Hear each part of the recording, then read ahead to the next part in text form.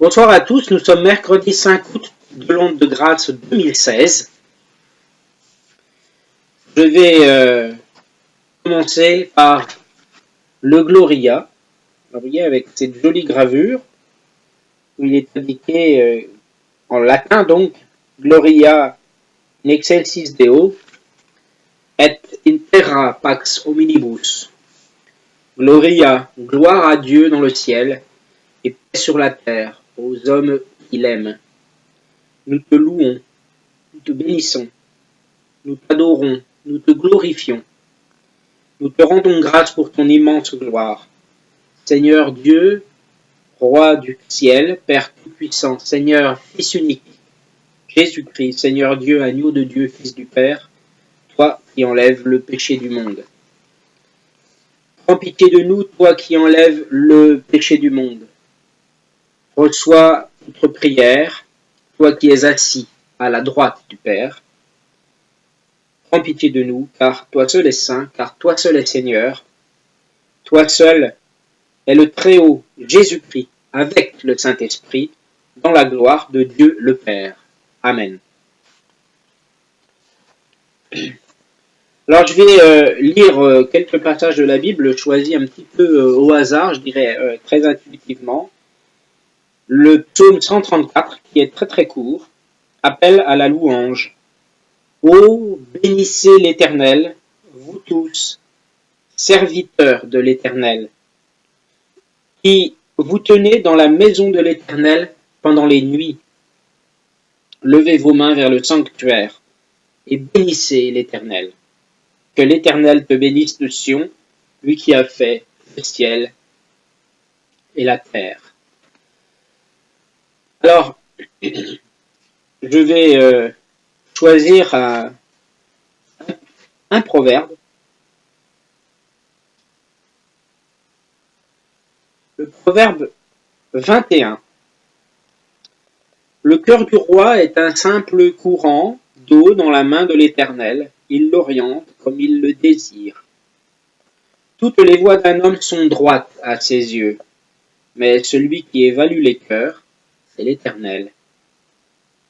La pratique de la justice et de l'équité, voilà ce que l'Éternel préfère au sacrifice.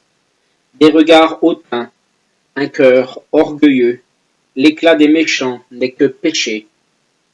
Les projets de l'homme actif sont tout profit, mais celui qui agit avec précipitation n'arrive qu'à la misère. Des trésors amassés par une langue mensongère, c'est un souffle qui s'évanouit, une recherche de la mort. La violence des méchants les emporte parce qu'ils refusent de pratiquer l'équité. L'homme malhonnête emprunte une voie tortueuse, tandis que celui qui est pur agit avec droiture. Mieux vaut habiter à l'angle d'un toit que faire maison commune avec une femme querelleuse. Le méchant désire le mal. Même son ami ne trouve pas grâce à ses yeux.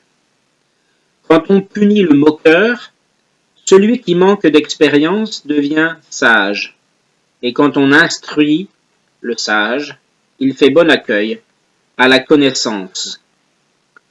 Le juste examine la maison du méchant, et il précipite les méchants dans le malheur.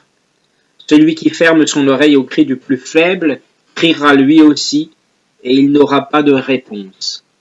Un cadeau fait en secret apaise la colère. Un pot de vin donné sous le manteau calme une fureur violente. C'est une joie pour le juste de pratiquer l'équité, mais la ruine est réservée à celui qui commet l'injustice. L'homme qui s'égare loin de la voie de la prudence reposera dans l'assemblée des défunts. Celui qui aime la joie connaîtra la misère. Celui qui aime le vin et l'huile ne s'enrichira pas. Le vin et l'huile en petites notes, ce sont des signes d'une vie d'abondance et de luxe. Le méchant sert de rançon pour le juste et le traître pour les hommes droits. Mieux vaut habiter dans une terre déserte qu'avec une femme querelleuse et irritable. On trouve de précieux trésors et de l'huile dans le domaine du sage. L'homme stupide, lui, les engloutit. Celui qui poursuit la justice et la bonté trouvera la vie, la justice et la gloire. Le sage monte contre une ville de héros et abat la force dans laquelle elle plaçait sa confiance. Celui qui veille sur sa bouche et sa langue se préserve de bien des angoisses. L'orgueilleux, l'insolent, voilà ce qu'on appelle un moqueur. Il agit avec une arrogance débordante. Les désirs du paresseux le tuent, parce que ses mains se refusent à l'action. Toute la journée, il éprouve des désirs. Le juste, en revanche, donne sans retenue. Le sacrifice qu'offrent les méchants fait horreur, car ils l'offrent avec des pensées criminelles. Le témoin menteur va à sa perte, mais l'homme qui sait écouter pourra parler indéfiniment. Le méchant prend des airs effrontés, tandis que l'homme droit affermit sa voix. Il n'y a ni sagesse, ni intelligence, ni conseil qui tiennent contre l'Éternel. On prépare le cheval pour le jour du combat, mais c'est à l'Éternel qu'appartient la victoire. Voilà. Il y a des choses très intéressantes.